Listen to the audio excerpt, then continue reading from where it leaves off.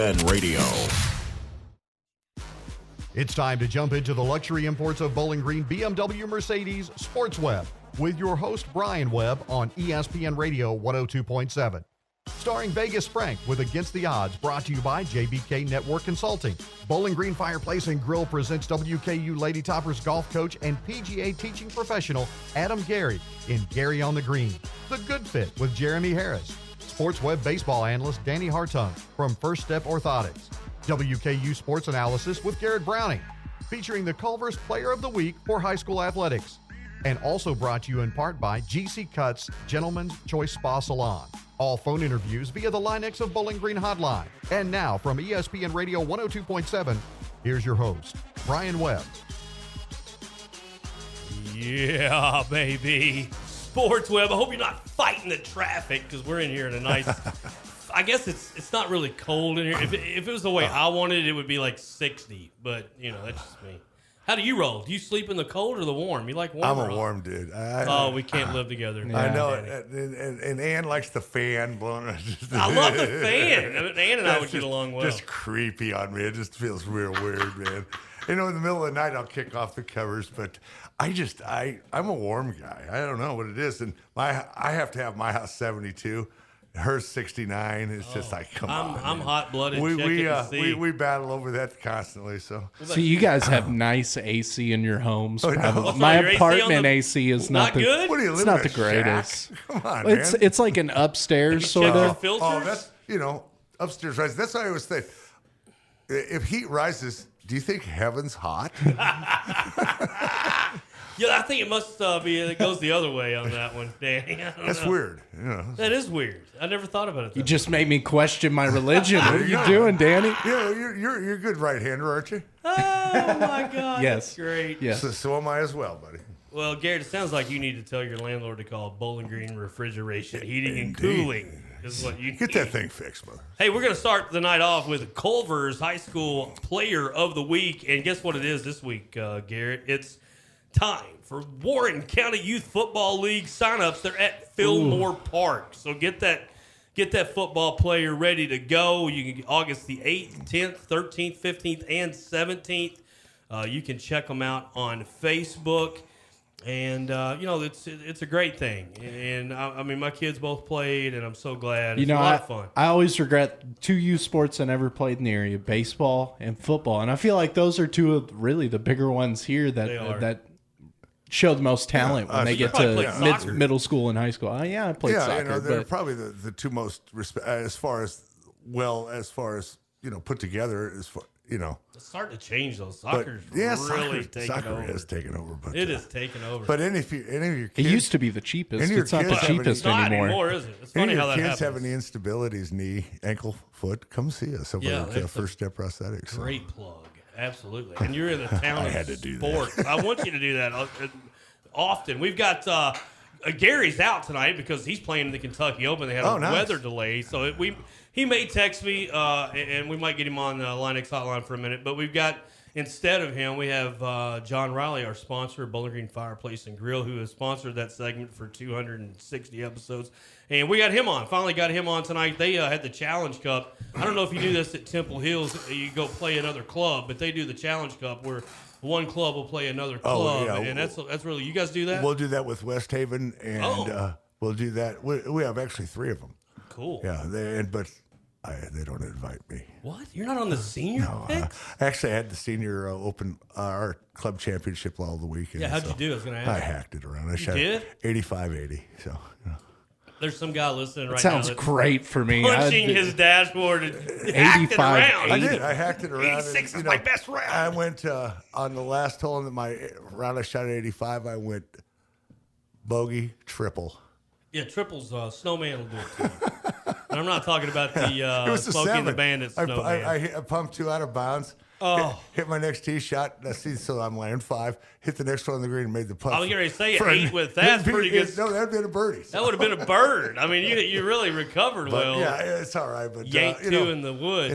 We had some really sandbagging looking guys. How was the weather? It's beautiful. And you played absolutely fabulous. But our course is in such good shape, and then we got the man down cup for our group of guys that we do. Man down. Oh, mercy! They're already battling. Are there drinking games? Taylor involved, Lewan isn't at your country club, is he? No. But Eddie George is. Oh, okay. Eddie George is. I bet he could golf. Eddie George is there. I bet he can golf. He can golf, but he never plays. I always see him practice. I never see him go out and actually play. Dick LeBeau was a member there too, Dick right? LeBeau was they only play once a week. I think he still is, but no, I think he moved. I think he probably moved went back. south to the No, I think beach. he moved back to Pittsburgh, maybe. Why I'm would not you sure. do that? He's full on retired now. He's living the dream, I'm sure, wherever he's at. No, he was a heck of a nice man. And you know what? That guy is solid as a rock for I'd be scared. I'd be intimidated. He's an 80-year-old Yeah, I wouldn't mess with him for he's nothing. a monster. There's plenty he's of not real girls I big, wouldn't too, mess but man, with. he's ripped. But Eddie, I saw Eddie George out there. Love Eddie. And hits the ball, nice swing, everything, but I never see him on the golf course. Who would you rather fight? Gene Hackett, Dick LeBeau, or Gene Cady? Gene Hackman is who I'd Gene Hackman. I said Hackett. Thank you. Gene Hackman, the actor? Yes, Gene Hackman, Dick LeBeau. Dude, I would wear Gene Hackman's ears out. I think I could take him. I don't know, though. He was pretty mean in the firm. Yeah, he was. He's a hard I wouldn't mess hitter. with Gene Cady either. Gene Cady, I met Gene Cady. He's a stocky little fella. I didn't have trouble getting him on the ground, but WKU basketball coach for many years. Gene Cady Went to Purdue. That's not did really well up there. But super nice guy. Gene I'll Hackman. tell you Gene a cool Hackman. story. No, he's out. no Gene Hackman. No. I'll tell you a cool Gene Cady story I don't think I've ever shared. Parked his car one night. He and his wife, and he gets out, and I'm like, hey man, I'm a Hilltopper alum, and I remember being a kid, getting to watch you coach, and he just loved it. He's like, oh yeah, he loved Bowling Green, and he's like, yeah, you know John Oldham. I said, I absolutely met John Oldham, and what an honor it is to even know him. And he's like, man, he made me the coolest clock one time. So he started. I didn't know that. We went from basketball to John Oldham, the clock maker, and not a lot of people know that, but. Oh, John was a great clockmaker. He made like a lot of people cool clocks. So I don't know. That's a little. That is an interesting story. I would have cool. never guessed that. It blindsided let's me. do that another time. I'm teasing your brother. It's like watching. This is like watching the clock sometimes. Yeah, we keep it rolling. Vegas Frank coming up later too, man. We're going to dive into the college football preseason top 10. Ooh, yeah. You're going to want to hear what he's got to say. But before we get to that kind of stuff, let's jaw because we're 24 hours into the trade deadline here, Danny. Let's get there. Some stuff, people's heads going to be spinning. There was some movement today. Jason Vargas went to the where'd he go? Give some thought. Milwaukee, I believe. Which that's was it Milwaukee? I'm having to go to my trade deadline app have here. to look as The well. only ones I know so far, the Rays made a couple of moves. Lyles went to somewhere. Maybe Lyles went to Milwaukee. Who did Vargas go to? Was it a good pickup for whoever? Yeah, it it was. They needed that arm. The Giants and Astros engaged in Baumgartner talks. Not going to happen. No, Not going to happen. No. Let's see. Ferenzini, I don't understand this dude. They could. Astros still have such a good farm system. They could pick up 2 to 3 good arms to add to for Baumgartner. The 5 that I really had in my head that I don't think it's going to come to fruition. First of all, is Robbie Ray to the Astros, and I thought really he'd be dealt there. The guy That's the D-backs pitcher, correct? D-backs pitcher. He's got 1 year more control, but the thing is, the guy has a lot of pitch count. But I could see him actually going to the Yankees because they could come in with Ottavino in the 6th and 7th, and with the closer roles Betances and take over, and all they need is 5 or 6 out of him. He'd be nails there. Jason Vargas was to the Phillies. That's what I should know that too, because The Brewers picked up Jordan Lyles. Okay. You got those. I did one of them. You just got mixed up. There's too many names being thrown around, Danny. A lot to know. I think there's going to be 30 some sort of relievers pitchers coming out within the next 24 hours, and today was 18 already. So I think Puig should have went to the Indians actually, and the reason why they need that bat. Eddie Diaz to the Red Sox I really think that's the Mets reliever. That's the Mets reliever they just got. So they still have another year. And they still have Familia, don't they? They do. They have Familia, but he's just not doing well. I'm not familiar with Familia.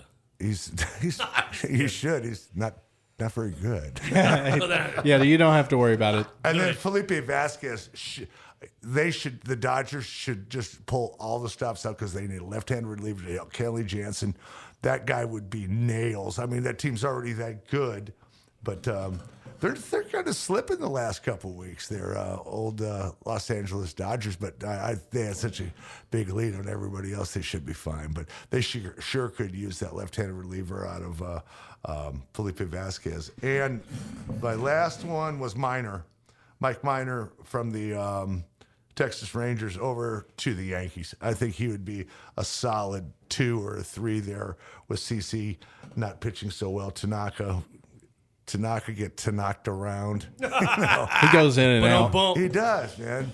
You get him on the bump, and it's hard to tell which pitcher you're going to get because he's a big game pitcher, but and people can forget about Syndergaard going to the Yankees. They don't do crosstown rivalry. They do not trade. I think the last one was almost 18 years ago. That's how long that was. I know the Mets are in rebuild, but it just seems so out of reach to just try and get rid of your one of your top 2 aces. I don't think DeGrom's really on that list. No. But even just thinking about getting rid of Syndergaard, I mean, the return has to be. Oh, it's astronomical. But the thing huge. is, they got Stroman. Who in the heck would think the Mets would pick up Stroman? And I thought, okay, they picked up Stroman to deal Syndergaard. I'd love to see the Syndergaard in Astros uniform because that team would be brutal, baby. Talk about replacing Charlie Morton. That and Garrett Cole's a free agent at the end of the year. So, I mean, that would be because they still have another year of control with Syndergaard. But I just have a buddy that's a Mets fan, and every week I try to console him. I don't know what I would do if they really went and got rid of Noah Syndergaard. Boy, I think another pitching coach and another home would be, and he's a Texas boy, so I think he'd fit well in Houston. Personally, that's my personal opinion, but it's going to take something really huge. But Houston's got a lot of young arms in the minor leagues, and they could deal him. I mean, absolutely deal him, and Syndergaard would make a good home down there in Houston. Go ahead. Before we get out of a break or anything, I got to get to the Red Sox because we had talked that this team might be dead in the water. Now they're talking about making a couple of trades. They got a little hot the last couple of weeks. Do you think there's a trade they could make that could set the tone for another run? Yeah, I think they absolutely need that Diaz kid in the bullpen because their bullpen's the thing that's letting them down terribly. I mean, Dombrowski never has ever in the last 10 or how long have they ever hired Dombrowski, has never put much stock in his closers. I mean, last year they had Joe Kelly, and they dealt him. They dealt him over to the Dodgers. But, I mean, right now they're just pathetic. They're just bad. They just pieced it together. And if they had a solid closer, I think that they could still make a run. I mean, you still got a lot of time left. There's 50 games left, so.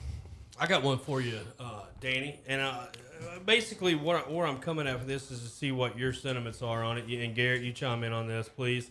But November, I guess they go to Phoenix. The GMs all meet, Major League Baseball. Yep. What would you think about this? There's a growing sentiment, according to Bob Nightingale, there's a growing sentiment among GMs to make the trade deadline a different date. Push it to August 15th to give teams more time to determine, whether they're going to be buyers or sellers.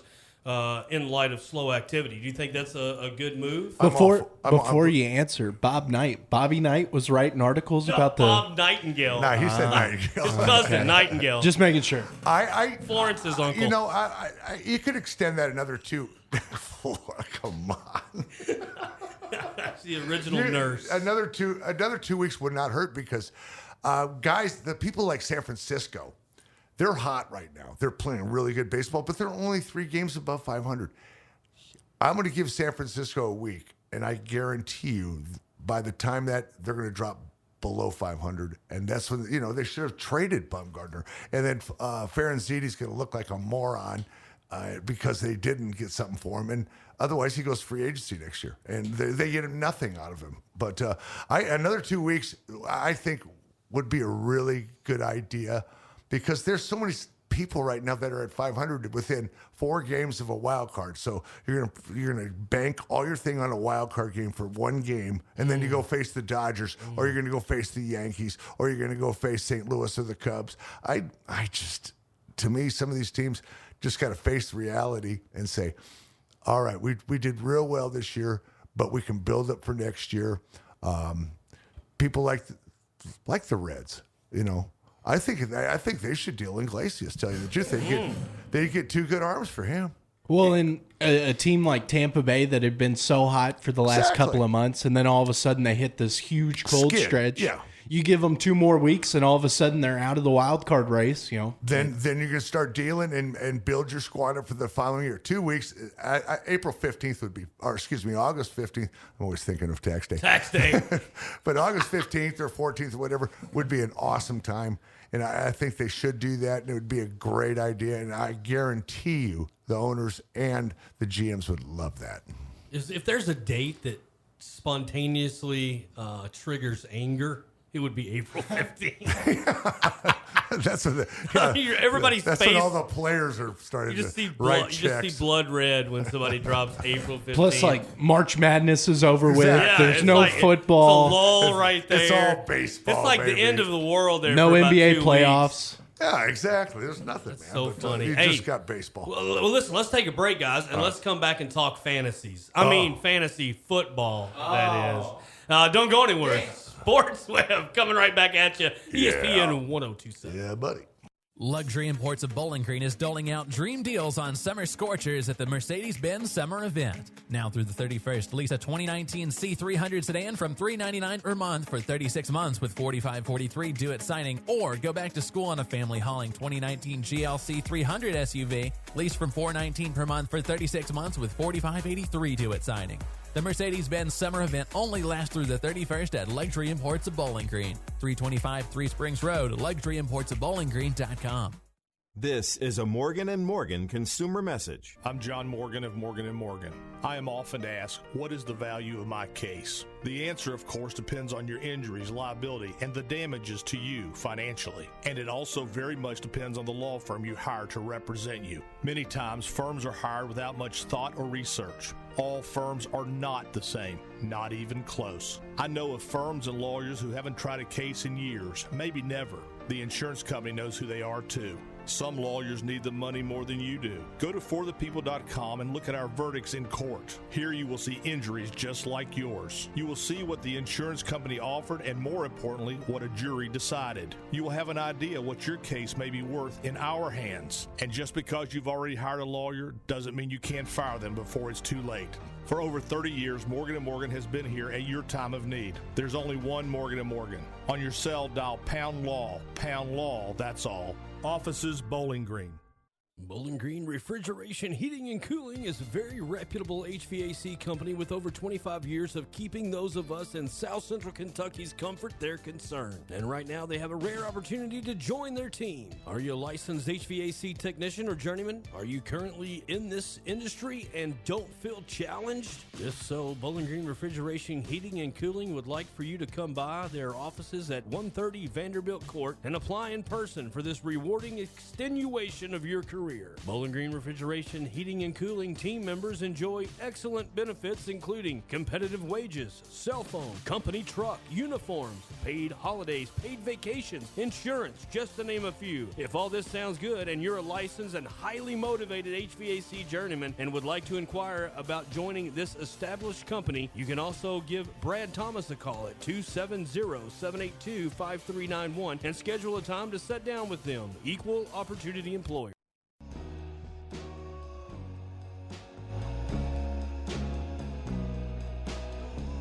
Yeah, thanks for coming on back. Sounds of the 70s here on Sports Web. We're getting ready to talk some fantasy football. I can't believe it's time. Oh, my goodness. I've been waiting for this moment. Lots of stuff going on. A lot of people are thinking Saquon Barkley, best first-round pick. I mean, that's not a bad one, Garrett, but I think there's some other angles. I think the big thing on Saquon is rookie quarterback, so he's going to have to take a lot of the pressure off of Daniel Jones. He proved it last year with an offense that wasn't very capable next to him. So I don't think it's necessarily a bad first-round pick, but maybe like number 1 overall would be reaching a little. I agree. OBJ's gone. So he's going to give you the workhorse. Yeah, he is. But I love that guy. They got a couple decent receivers. Well, the problem is a lot of those receivers have ended up hurt. Sterling Shepard has had some issues. Hurt? I didn't know that. And Evan Ingram's like the only healthy first-team catcher that they have coming back from last season right now. But, this is soft fantasy. I just think Daniel Jones may surprise a couple of people. I agree. Because people think he's going to be so awfully terrible that, it's hard for him to be worse than that, right? He's got to be a little better. His expectations are not high, so anything good is a plus. So, but what about the Browns fantasy picks? Do you like any of these Browns players high in the draft? I'm not real high in the draft, but definitely like them. I love OBJ. I think he's top 10 this year. It's hard to know what with Baker Mayfield chucking it. Do though? It's like I don't know. It's hard to. I don't know. With OBJ, have you heard anything out of camp up there? Are they talking about him connecting on some nice? I've seen a couple of videos or whatever, them passing to each other with no defenders, which is pretty easy. Baker Mayfield loves him, is what I read too. And got Nick Chubb coming back. So, and I think their personalities. People kind of think their personalities made like mesh. Well. Instead of mesh, they think they could collide, but I kind of feel like they'll mesh because they're very similar in the fact that they're just they're both very they're competitors. They're arrogant competitors. They're going to mesh. I really, really do. I do too. I like that team this year, and like I said, Nick Chubb's back, and he's strong right now, and that Cleveland club, they could contend for that AFC Central because Cincinnati's going to be terrible. AJ Green just went down from 6 to 8 weeks. And Dalton stinks. And feel bad you already got your top running back in this hypothetical draft. All the top wide receivers are left. Michael Thomas, DeAndre Hopkins, Julio Jones, AB. Which one of those guys are you taking off the board first? I'm taking Michael Thomas. Michael Thomas. Yep. I'll probably take Julio Jones. I think I like DeAndre Hopkins. Yeah, D Hopkins. Don't forget about Devontae Adams, man. We're going to have a really mad Aaron Rodgers this year. Yeah, he's not happy. He's not happy. He is not a happy man. We may see there might records. be a lot of chucking around. There might be a lot of They're tossing. They're going to throw that ball around, boy. I like, and I do like. You can't go wrong with Adams. Hopkins, though. My gosh. The thing is, they said his targets may be just about down this year, but they expect him to get the same amount of yards and touchdowns. What I think is his targets will be down, but then they'll be down 14 in the fourth quarter, and it's like, hey, let's give the ball to that guy, please. Let's throw it to him 8 times in a row. If I knew Tyreek Hill was going to start game 1 and be, I would have a hard time. He's not dropped out of the top 12 in the ADP. I don't think he's going to be suspended. The more news stories that come out on that, the more he looks innocent. Honestly, it's a pretty crazy situation. And that's one other guy, Ezekiel Elliott. What's he? He's in Cabo. Zeke Elliott.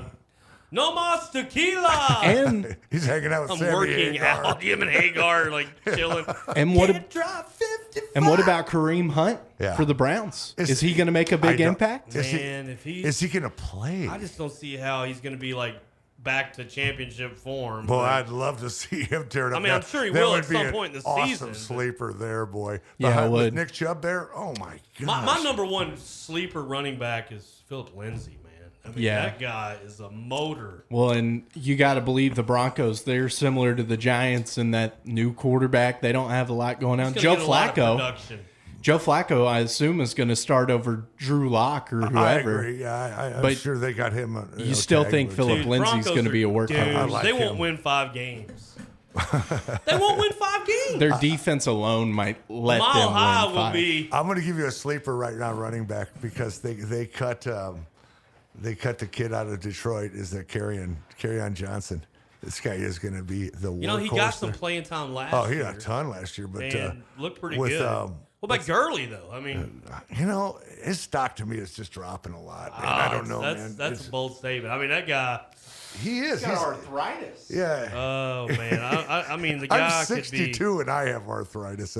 Yeah. But you're not supposed to have that when you're 30. Or playing in the NFL. Exactly.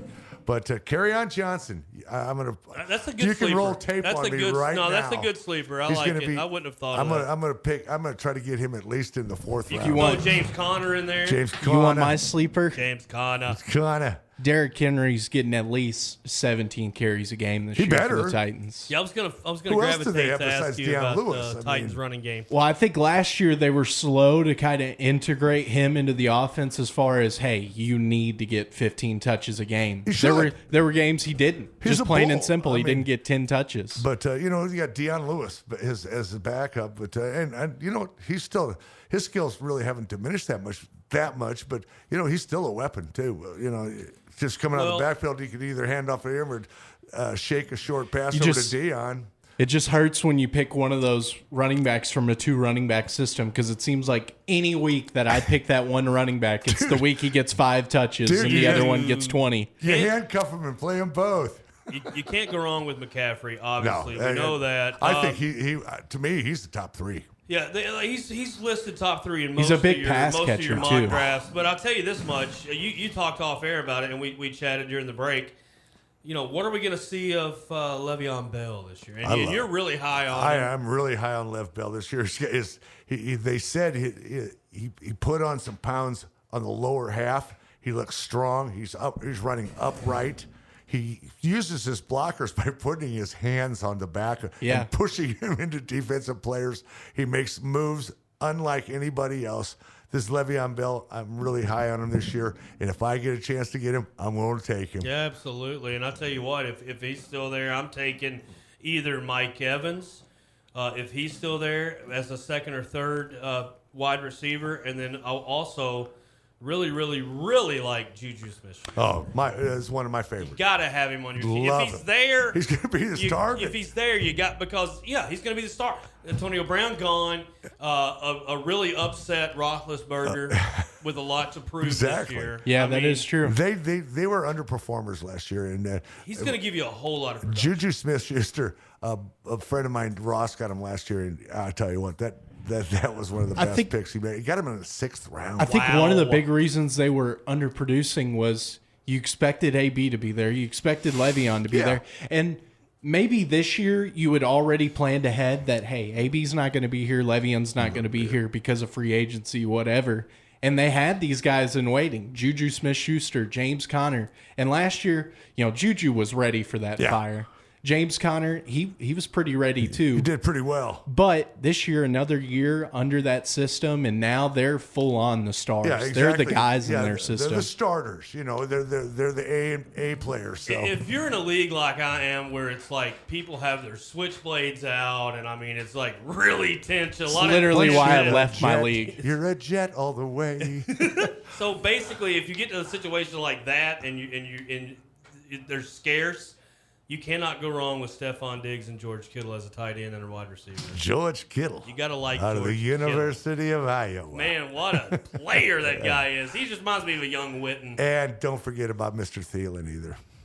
No, Adam Thielen. Adam Thielen unbelievable. was a stud Mankato, Minnesota, out of nowhere. Could you believe what a stud he was last year? Just unbelievable. Dude. Mercy sakes alive. One of the best. It's with a terrible quarterback. With an awful quarterback. Can you imagine if he had somebody like Aaron Rodgers? Oh, my. Him? Yeah, Captain Kirk did not perform real well. No. Last year. What's going to happen with that situation? I don't know. They have no backup. No, do they? They don't. Trade back for Case Keenum.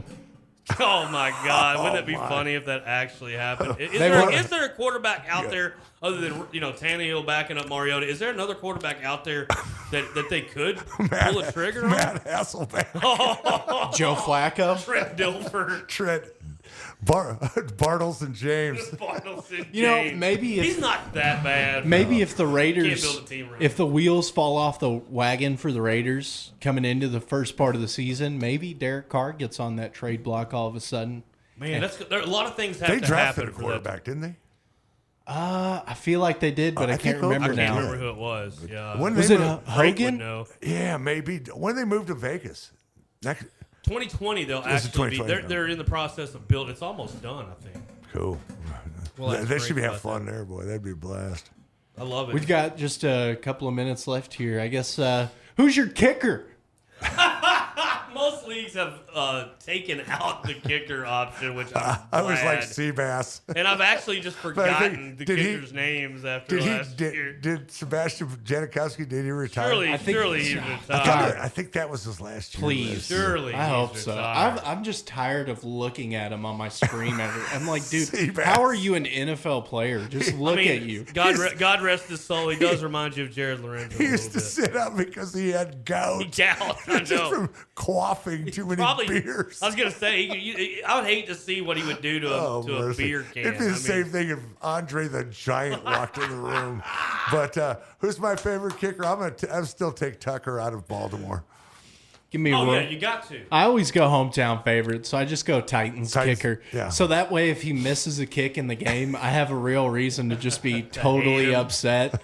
And then if he's go on Barstool Sports and chastise him. And then if we're regular Titans and we're always kicking field goals, I'm like, well, at least my fantasy team's doing well today. At least he got 5 this week.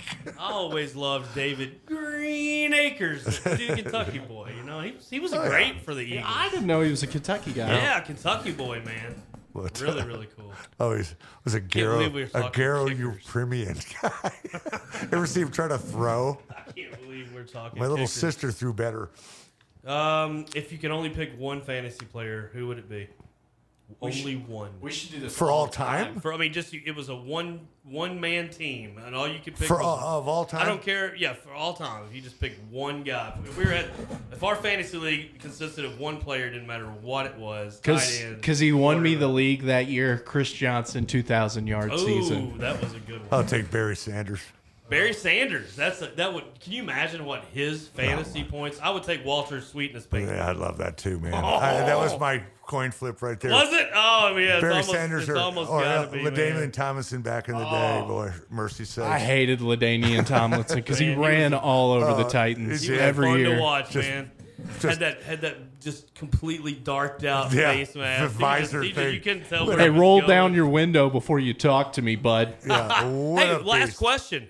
Phillip Rivers, can he win one? Yeah, I believe so. I think they're going to go to the playoffs this year. Absolutely. Man, if they get Melvin Gordon. If they get Melvin Gordon back. Melvin Gordon's got to be healthy. Yep. Hey, folks, don't go anywhere. We're coming back with Vegas Frank, really breaking it down, college football. And then we've got John Riley, Bowling Green Fireplace and Grill, talking about Willow Oaks during Gary on the Green. Don't go anywhere. Be right back on your local sports station, ESPN 102.7. Out. Hello, Vegas. Give me $100 on red. $200 in chips, please. Are you a professional? What's your bet, sir? Bet. Hit me. It's a bust. Whoa! I am on fire. Oh, he's good. He's good. You're a winner! Against the Odds with Vegas Frank is brought to you by JBK Network Consulting. JBK Network Consulting. We are IP everything. Working with complex organizations to achieve measurable business outcomes is what we do. Let Jim Grant and JBK Network Consulting go to work for you. Call 270-796-8935. Visit JBK Network Consulting at 1143 Fairway Place, Suite 105, and online at jbk.net. Thanks for staying with us on the Sports Web. Little extra length edition tonight, and that means we get a couple more minutes with the one and only Vegas Frank, Las Vegas, Nevada, right there off the Strip. He is the betting master, and we've got him right here on the Linex hotline. Linex Bedliners, Roger Gina over there, Louisville Road. Check them out, Porter Pike intersection. Nobody does it better and keeps your truck bed in great shape like Linex at Bowling Green. Hey, man, what's up? I'm doing good. How about yourself? Always doing good, Frank, especially when it's Tuesday evening and I've got you on the Linex hotline. Nothing more fun. I think we're going to dive in, and we're going to talk about a lot of stuff tonight, but including the NFL. We'll talk about Zeke, what's going on with him, and we'll see. We'll get your thoughts on that. And then we're going to talk a lot about college football tonight, and we'll start with the WKU Hilltoppers. Man, I tell you what, we've got this Central Arkansas game, which I think will be fine. But FIU, and then we got Louisville coming to Nash Vegas September the 14th. That's a 3 o'clock game. Man, I cannot wait. I think I'm going to be on the sidelines for that one. No, it's a big game. It's a big game for Louisville as well as Western. A lot of things that we're going to find out because they're both going to be playing once or twice before we get to that game. I think Louisville is going to open with Notre Dame and then play Eastern Kentucky bbefore they play Western Kentucky, and that's kind of sandwiched in between that. Florida State, they play the following week after they play Western. So it's going to be tough for them to kind of focus. Remember, Louisville last year ended the season with 9 straight losses. Oh. Louisville's definitely rebounding, trying to rebound from last season, trying to change a lot of trends that they had last year. You want to start the season off in a good foot. Notre Dame, that's not going to be an easy task at all. No, it's not. And I tell you what, the Hilltoppers aren't going to be an easy task by any stretch. Last year, I think we had that game won. Last year, Frank, and I think you were all over the tops in the sports book on that one, which was good. Yeah, I don't know, man. I'm looking so forward to it. I really think Helton's going to have these guys poised for some offensive game this year, and we got a good defense to complement this high-flying offense. I think we'll see. I mean, we got a great tight end. We got all the parts. I think, Frank. We're just gonna have to see how it meshes, and we'll find out August 29th. That's a Thursday night right here in Bowling Green, Kentucky, at LT Smith. The Houch, the Hooch, however you want to call it. We're going to go check out those tops, and hopefully we'll start the season with a big win on a Thursday night. That would be great. Talk a little bit about some other college football. Let's do this. Let's run through the top 10 preseason teams, Frank, and we're going to start with number 10, and that's, you just spoke of them. That's the Irish, man, and they've got a pretty tough schedule this year as well. We'll see what do you think for the Notre Dame? I mean, do you think they're like a 9-3 team again, or what do you think? I'd say that 9-10 game win, in that range. Notre Dame has an advantage that a lot of conferences don't have, is that they sort of have an ACC schedule, but they don't really. They're connected with the ACC conference, but they're able to sort of build their own schedule year to year because they have a lot of 2- and 4-game series with a lot of teams. I think in a couple seasons they're going to play a home-and-home with Oklahoma. Don't quote me on that, but I think that's what's going to be taking place. So they're able to kind of build their own schedule as they go, so that's definitely an advantage for them. And it seems like they play a lot of home games. They play, early in the year. They've got that contract with NBC, obviously. Yeah. They're on a network. I mean, that's a huge recruiting tool. It is. Notre Dame's always going to have a ton of talent. They're always going to be able to recruit really well. Yeah. But I think ultimately I'd put them about, 10th is probably where they're going to be. I think to end the season, they're going to probably be somewhere in the teens. I don't think that they're going to be a contender as far as a national championship or a playoff team. They're at Michigan, I think. Can they go in there and beat them? I think that this year for Michigan is the year. If it's ever going to happen for Michigan, it's going to be this year. They don't have to deal with Ohio State. If Michigan is going to finally do something, this is the year for Michigan to finally break through. I got them as a playoff team, by the way. Nice. Coming in 9th is the Longhorns. That quarterback is healthy, I think, and he's pretty good. Ellinger, I believe is his name, but we'll see what they've got. No, Ellinger's solid. Really like his arm, like his poise overall. I think that as far as the Big 12 is concerned, I mean, you've got to consider them a favorite or a co-favorite probably with Oklahoma up there. Oklahoma obviously getting Jalen Hurts, the transfer from Alabama. Huge. Last 2 Heisman Trophy winners, both from the same school. Both were transfer quarterback. I'm just saying, in the trend, Jalen Hurts transfers to Oklahoma. You're right. He's going to be a favorite to win the Heisman. I don't know. I didn't even realize that. That's a great stat. Well, here's what's crazy: the Gators have not won an SEC championship since the Tebow era. Man, are they going to get it back on track? I got them at 8. Well, they haven't won it. They haven't won a Heisman championship since the Tebow era. And they aren't going to win one this year either. Florida is definitely trending up. They've made some major strides, especially on the defensive side of the ball. The last few years, really good recruiting classes. I think like consecutive years, they've been able to recruit really well in the South, in Florida in particular. But this is not a year for Florida, I think, to break through. It's still going to be Bama. And a sleeper in the SEC isn't Florida, but the sleeper in the SEC this year is Missouri. Oh, yeah. They picked up a quarterback from somewhere, didn't they? I mean, Clemson? Kelly Bryant. Yeah. Kelly Bryant transferred from Clemson. Yes, that's right. I mean, that's great. Yeah, absolutely. We'll have to talk about that again on a coming episode. We'll spend a little bit more time on that. LSU, I got coming in at 7th. Dynamic offense, man. Is their defense going to show up? Defense will show up. This is a hard season for Coach O to kind of break through. We're hoping that LSU finally shows up We're assuming that this is going to be a year where everything seems to be lining up for them on the offense and the defensive side of the ball. They're definitely going to be contending. They're going to be a team that's in the mix for the SEC, not only for their division, but for the conference overall. They're definitely going to be in contention for that. I don't know if they have what it takes to overtake at Alabama. Very few teams do, but I think that they're definitely going to be in the mix. Man, Michigan. Right here, I've got them right in the middle of the top 10 there, around 6. Harbaugh, I don't know, man. Is he going to beat Ohio State this year? Shea Patterson is going to have a breakthrough season this year. Michigan, well, it seems like they lost a lot on both the offensive and defensive side of the ball through the draft and players just graduating, but they've seemed to reload pretty well. Shea Patterson, a full year on an off-season off-season workouts in that system.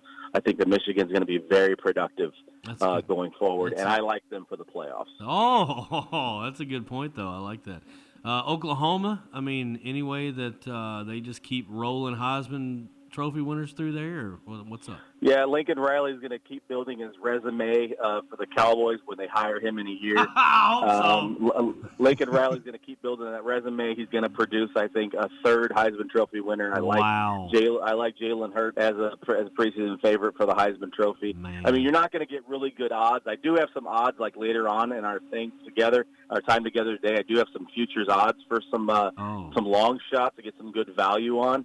But Jalen Hurts probably wasn't one of those long shots. I think Jalen Hurts has got to be one of, the kind of the co-favorite, as far as a contender for the Heisman Trophy. Him and probably Lawrence at Clemson. Well, you know what though? In order to get there, to try to hoist that big trophy up at the end of the year, you got to have a defense. And the Sooners allowed 450 yards a game last year. I mean, you're not gonna outscore everybody, Frank. No, and that's the problem with Oklahoma's offense, as well as kind of just goes along like a well-oiled machine. Defensively, they allow big plays. They allow big plays to the teams that you would think they'd be able to shut out. They kind of leave the door open, for them in the third and fourth quarter, which kind of makes a lot of people nervous.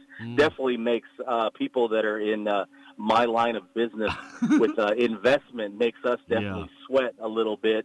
I don't like sweating in October. No. I don't mind sweating now. I don't want to sweat in the middle of October. And it definitely makes us a little nervous when we're watching Oklahoma games mid to late October. Man, number 4, I got the Bulldogs from Georgia. And I tell you what, I would say they've got, in golf, we call it, well, I can't say that on air, but when you get a little red-faced, I guess you could say, they got to be a little red-faced after blowing that lead against Bama in the SEC title game last year. And then losing to Texas, which they didn't play very many people, but still, though, that's got to be a tough season to come up. And Jake Fromm, man, another guy who's in the Heisman conversation. He definitely is. I mean, Eason transferring across the country to Washington, because Fromm has kind of solidified himself as the quarterback there at Georgia. This is going to be another great season, I think, for the Georgia Bulldogs. It's probably going to be just on the outside looking in, again, because we have to look at how the conference championship games are weighted. And where they play and how they play, we'll probably get a little more into schedule stuff later on in the year. But as far as the schedule plays out, I think Georgia will probably be on the outside looking in because the committee tries to select teams from the whole demographic across the country. That's why a Pac-12 team has got to compete and look so good, because so many people don't get to see them because they play so late at night. That's what kind of hurts the Pac-12. I never even thought about that, Frank. Ohio State coming in top 3. I mean, I guess they deserve to be there. But they've got a new coach like Ryan Day. I guess no Urban Meyer, no Dwayne Haskins. I mean, but they're saying that they're even going to have the Buckeyes hopefuls are thinking it's going to even be a better season than last year. I don't know. A lot of talent on Ohio State is always going to recruit really well. That they've got a lot of recruiting power in Ohio, even in Michigan. They've got a ton of recruiting power. And they're always going to do real well. The recruiting classes are always going to be strong. They're always going to have a ton of talent. I just think that this is the year. If it's going to be any year, this is the year that we're finally going to see Michigan break through. Oh, so wow. I don't have Ohio State as a playoff team. Wow. Holy cow. That's smoldering hot right there. Saban hasn't gone 2 consecutive years without a national title since the 2013-2014 season. Bama, are they going to roll that tide down the street? Bama, remember Judy, the receiver, and Tagovailoa. They're going to have a fantastic season this year. They're definitely going to be a playoff team. We're just trying to figure out if there's going to be a second SEC school or if we're going to have 4 different conferences represented.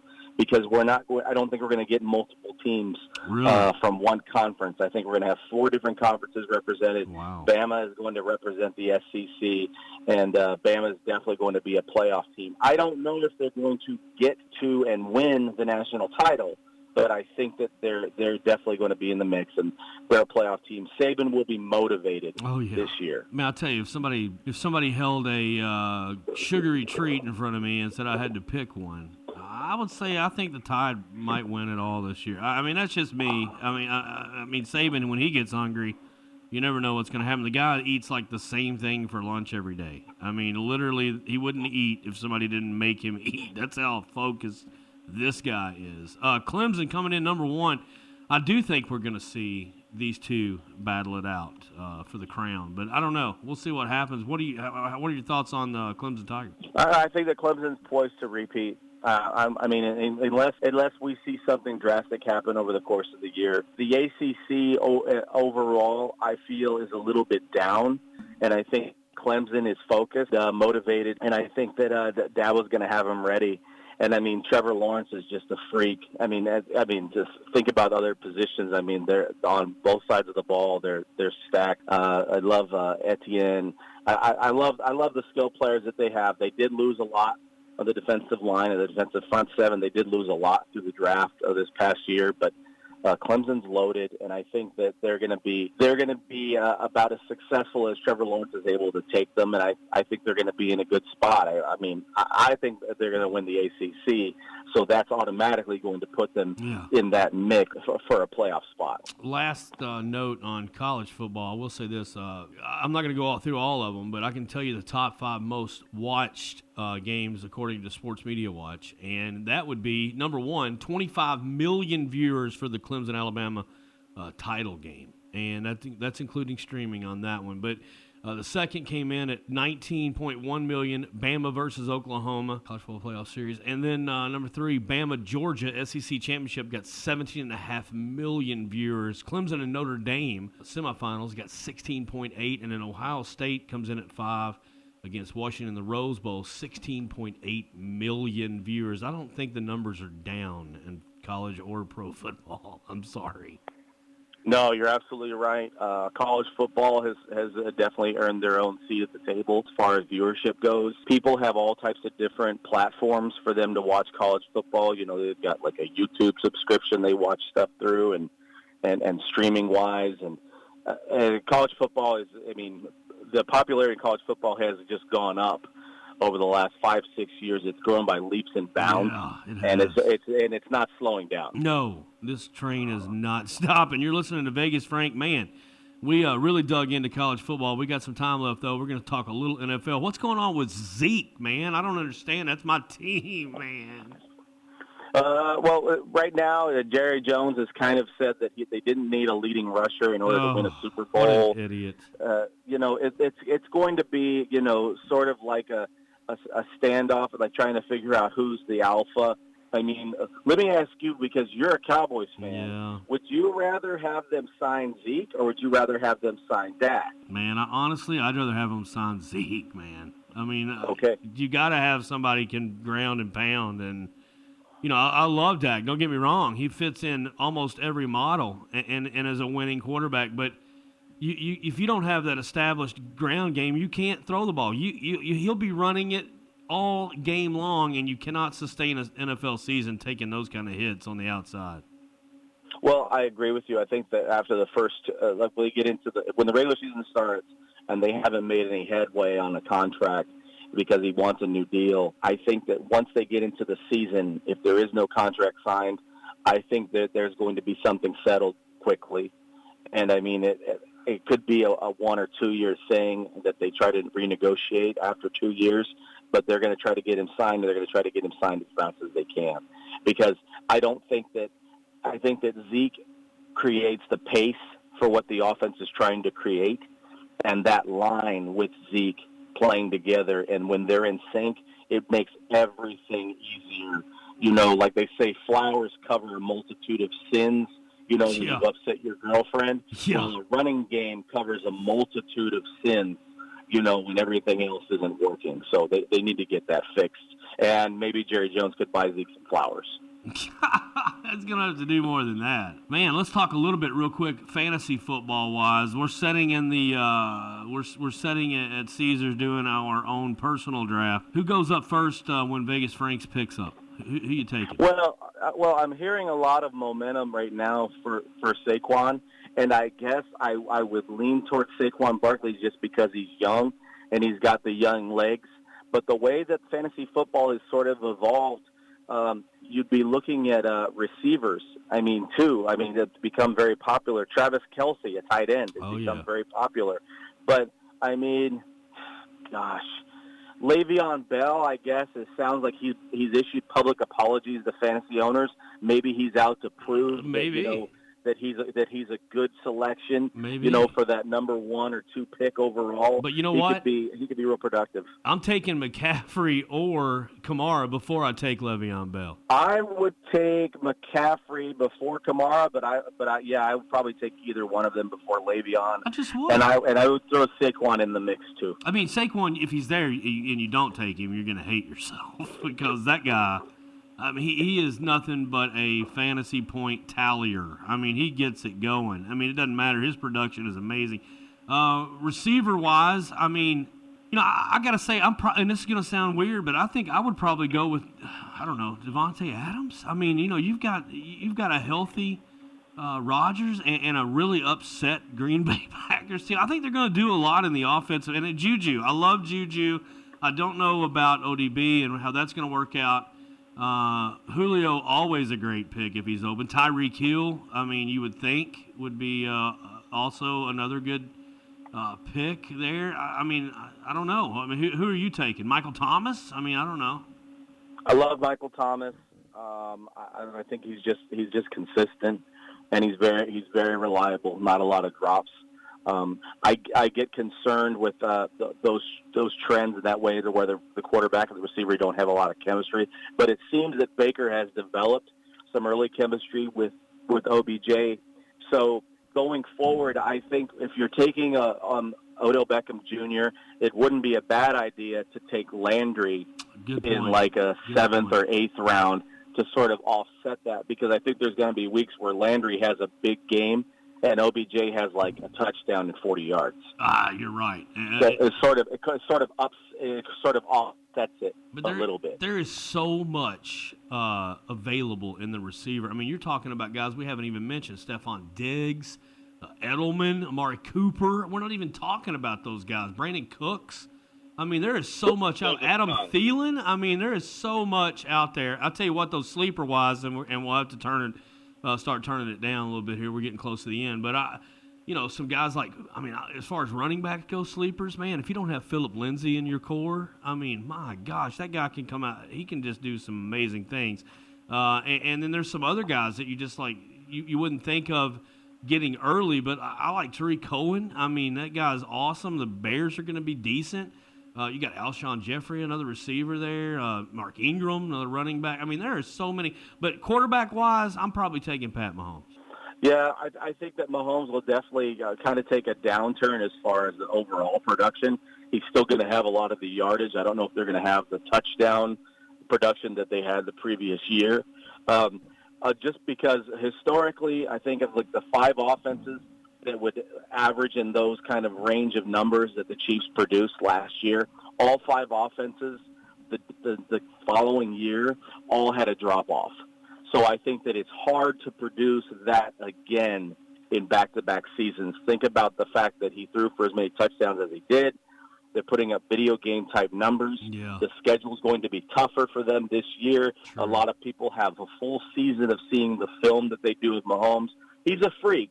He's the Steph Curry of the NFL, absolutely. Yeah, you're right. But I think that there's going to be a decent drop off. You heard it right there, folks. Vegas Frank. My goodness, I wish we had more time because we could go on and on and on. Next week, Frank, can you have us some early NFL futures to win the Super Bowl next week? Maybe we can touch on that a little bit. Sure, we can.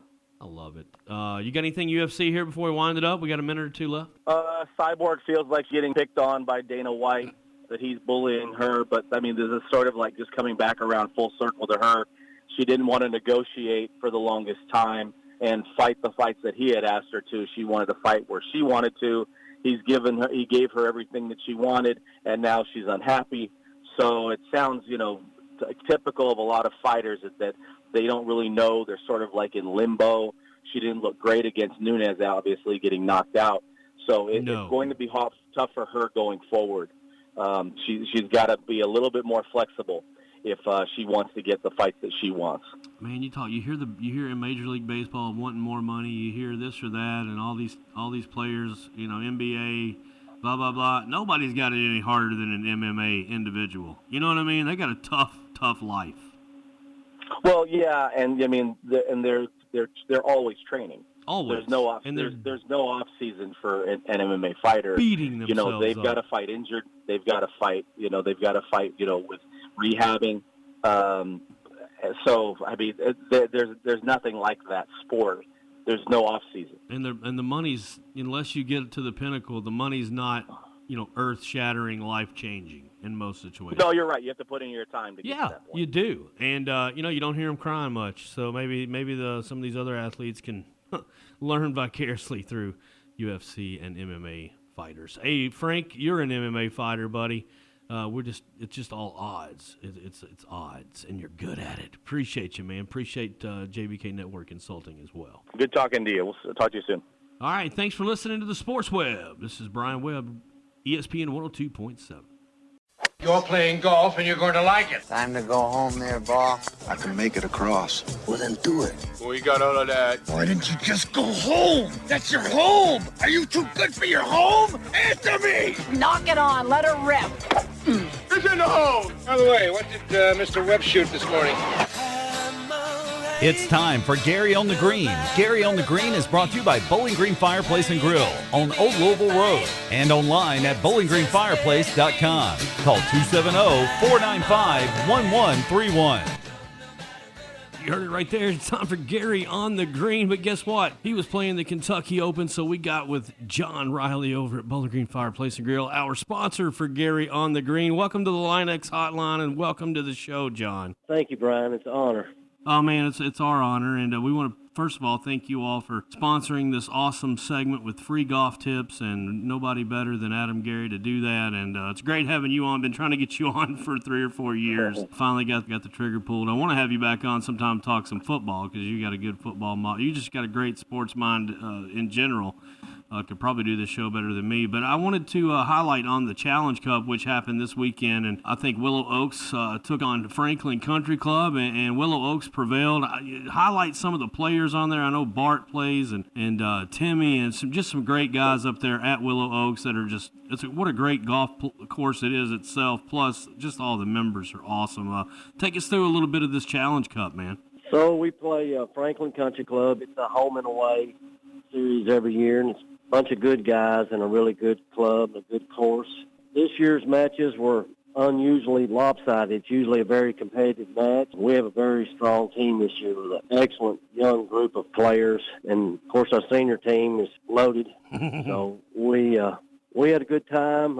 Always love to compete. How did you guys finish up on the numbers? I mean, you said it was a little lopsided. Kind of give us an idea of what kind of a commanding win that Willow Oaks did take away. Well, it was 18-6 in the junior men's team, which is the regular team, and then 19-5 in the seniors.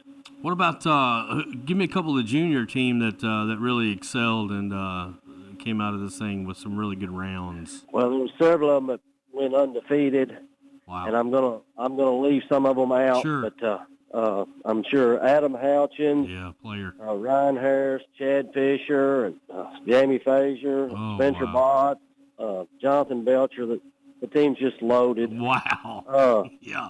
We had a first-time participant this year on the Challenge Cup team, Joey Stockton. He actually made a hole-in-one on number 2 Saturday. Stockton got an ace? I did not know that. That is awesome, man. I bet he was elated when that happened. It's almost like him shooting that outside shot back in the day for the Scotties. What a player. And that's just a few of the members that Willow Oaks has. And you know, since JRD acquired that property, and we want to thank that company from the bottom of our hearts, because that would have been an absolute nightmare had that turned into a tract of land for subdivision. Or I mean, what a great golf course that could have been erased. And JRD saved it. And what are some of the improvements? Because I know that, I've been a member there for the last 3 years, and I'm proud to be a member at Willow Oaks. And there's just no other course like it. I mean, it's a great track.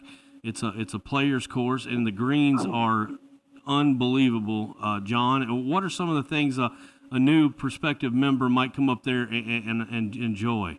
Well, we've got the golf course, and Doug Williams and his staff have got the golf course in tremendous shape. All Doug needs is what he asked for. The greens have got more grass on them and roll as good as they ever have. We've put a lot of money into the whole system. Got the swimming pool all open and nice, and having good participation there. The building facilities have all cleaned up and nice, some new painting and different things. Got a weight room, fitness center opened up, something we never had before. That's getting a lot of action, and so it's family oriented. We're trying to have more and more things for the family all the time, and we're very proud of our members and the positive response we've had in the community. We've got nothing but good things to say. Yeah, and I've heard nothing but good things, John. And like I said, I'm proud to be a member there, and I can't imagine not playing the majority of my golf there, and that's where I like to be. And there's all kinds of different matches you can get in. A lot of players out there, a lot of guys who enjoy the game, have a passion for the game, and the youth involvement is great. Plus, you've got, I think the local high schools are doing some of their practicing and playing there, I believe. Right, John? Yes, sir. Glasgow and Barron County are both practicing and playing there. We're proud to be part of the community that way to get the kids involved. WillowOaksGolfClub.com. You can go in there and check. If you're not a member, I don't know what you're waiting for, but get on there, check it out. You can see for yourself. Go by for a visit and check them out over at Willow Oaks right there in Glasgow. John, so good to get you back on. Next time, though, I want to talk football and basketball with you, because you have a great mind, and maybe we can even do this again on the golf tips. And if you've given a golf tip, you're a great putter. One of the best putters I've ever seen. What's a real quick tip as far as what you've carried through your golfing career in your life? What's a good putting tip from a great putter? Don't think too much. That's perfect. Oh, man, thank you so much for being on the Linex Hotline, John, and get up there to Willow Oaks Golf Club and check it out, folks, if you haven't already. Unbelievable track, great people, good home environment, family environment. Thank you, buddy. Thank you, Brian. Bye-bye. All right. Appreciate you listening to the Sports Web, ESPN 102.7.